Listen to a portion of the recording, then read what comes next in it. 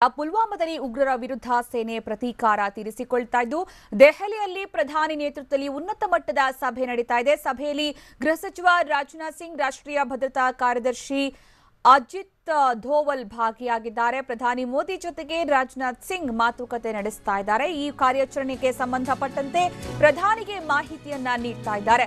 ಸದ್ಯದ ಬೆಳವಣಿಗೆಗಳ ಬಗ್ಗೆ ಪ್ರಧಾನಿಗೆ ಮಾಹಿತಿಯನ್ನ ನೀಡಲಾಗ್ತಾ ಇದ್ದು ಪುಲ್ವಾಮಾದಲ್ಲಿ ಉಗ್ರರ ವಿರುದ್ಧ ಕಾರ್ಯಾಚರಣೆಯ ಹಿನ್ನೆಲೆಯಲ್ಲಿ ಪ್ರಧಾನಿ ನೇತೃತ್ವದಲ್ಲಿ ಸಭೆ ನಡೀತಾ ಇದೆ. ಈ ಸಭೆಯಲ್ಲಿ ಕೇಂದ್ರ ಗೃಹ ಸಚಿವ ರಾಜನಾಥ್ ಸಿಂಗ್ ಈ ಕಾರ್ಯಾಚರಣೆಗೆ ಸಂಬಂಧಪಟ್ಟಂತಹ ಎಲ್ಲ ಮಾಹಿತಿಯನ್ನ ಪ್ರಧಾನಿ ಜೊತೆಗೆ ಚರ್ಚೆ ನಡೆಸ್ತಾ ಇದ್ದಾರೆ. ದೆಹಲಿಯಲ್ಲಿ ಪ್ರಧಾನಿ ನೇತೃತ್ವದಲ್ಲಿ ನಡೀತಾ ಇರುವಂತಹ ಸಭೆಯಲ್ಲಿ ಈಗಾಗಲೇ ನಡೆಸಿರುವ ಕಾರ್ಯಾಚರಣೆ ಜೊತೆಗೆ ನಡೆಸಬೇಕಾದಂತಹ ಕಾರ್ಯಾಚರಣೆ, ಇಬ್ಬರು ಉಗ್ರರು ಹತರಾಗಿರೋದು ಮತ್ತೆ ಮೇಜರ್ ಸೇರಿದಂತೆ 4 ಜನ ನಮ್ಮ ಸೈನಿಕರು ಹುತಾತ್ಮರಾಗಿರೋದು, ಈ ವಿಚಾರಕ್ಕೆ ಸಂಬಂಧಪಟ್ಟಂತೆ ಮಾತುಕತೆ ನಡೆಸಲಾಗ್ತಾ ಇದೆ. ಅದರ ಜೊತೆಗೆ ಇನ್ನೂ ಕೂಡ 6 ಜನ ಉಗ್ರರು ಆ ಕಟ್ಟಡದಲ್ಲಿ ಅಡಗಿ ಕುಳಿತಿದ್ದಾರೆ ಅನ್ನುವಂತಹ ಮಾಹಿತಿ ಇರುವ ಹಿನ್ನೆಲೆಯಲ್ಲಿ ಮುಂದಿನ ಕಾರ್ಯಾಚರಣೆ ಯಾವ ದಿಕ್ಕಿನಲ್ಲಿ ಸಾಗಬೇಕು ಅನ್ನೋದರ ಕುರಿತಂತೆ ಈಗ ಉನ್ನತ ಮಟ್ಟದ ಸಭೆಯಲ್ಲಿ ಚರ್ಚೆ ನಡೆಸಲಾಗ್ತಾ ಇದೆ ಅನ್ನುವಂತಹ ಮಾಹಿತಿ ಲಭ್ಯವಾಗಿದೆ.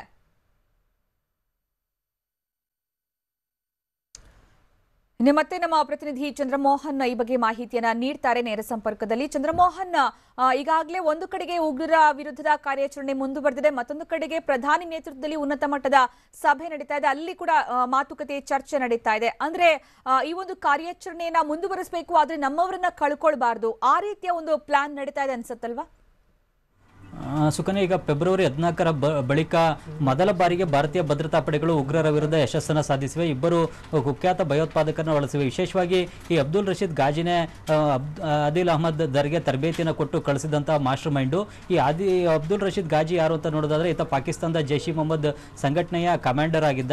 ಈತ ಪಾಕಿಸ್ತಾನದವರಾದರೂ ಕೂಡ ಅಫ್ಘಾನಿಸ್ತಾನಕ್ಕೆ ಹೋಗಿ ಐಇಡಿ ಸ್ಫೋಟ ಮಾಡೋದ್ರ ಬಗ್ಗೆ ತರಬೇತಿಯನ್ನು ಪಡ್ಕೊಂಡಿದ್ದ. ಬಳಿಕ ಪಾಕಿಸ್ತಾನಕ್ಕೆ ಹಿಂತಿರುಗಿದ.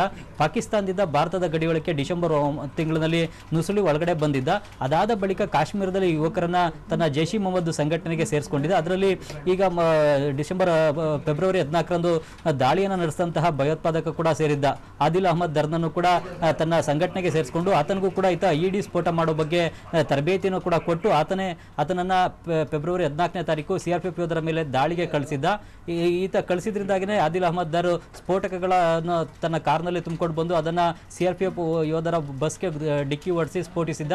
ಇದರಿಂದಾಗಿನೇ 40 ಮಂದಿ ಭಾರತೀಯ ಯೋಧರು ಸಾವನ್ನಪ್ಪಿ ಹುತಾತ್ಮರಾದರು. ಹಾಗಾಗಿ ಈಗ ಇದರ ಮಾಸ್ಟರ್ ಮೈಂಡ್ ಆಗಿರ್ತಕ್ಕಂಥ ಅಬ್ದುಲ್ ರಶೀದ್ ಗಾಜಿನನ್ನೇ ಹೊಡೆದುಳಿಸಬೇಕು ಅಂತೇಳಿ ಭಾರತೀಯ ಸೇನಾ ಪಡೆಗಳು ಕೂಡ ಫೆಬ್ರವರಿ 14ರಿಂದಲೂ ಕೂಡ ಸಾಕಷ್ಟು ಪ್ರಯತ್ನವನ್ನು ನಡೆಸಿದ್ವು. ಅಂತಿಮವಾಗಿ ಇವತ್ತು ಅದಕ್ಕೆ ಯಶಸ್ಸು ಸಿಕ್ಕಿದೆ. ಇದ್ರ ಬಗ್ಗೆ ಈಗ ರಾಷ್ಟ್ರೀಯ ಭದ್ರತೆ ಸಲಹೆಗಾರ ಅಜಿತ್ ಧೋವಲ್ ಮತ್ತು ಕೇಂದ್ರ ಗೃಹ ಸಚಿವ ರಾಜನಾಥ್ ಸಿಂಗ್ ಅವರು ಪ್ರಧಾನಿ ನರೇಂದ್ರ ಮೋದಿ ಅವರಿಗೆ ಸಂಪೂರ್ಣವಾದಂತಹ ವಿವರವನ್ನು ಕೊಟ್ಟಿದ್ದಾರೆ. ಮತ್ತು ಪುಲ್ವಾಮಾದಲ್ಲಿ ನಡೀತಾ ಇರ್ತಕ್ಕಂಥ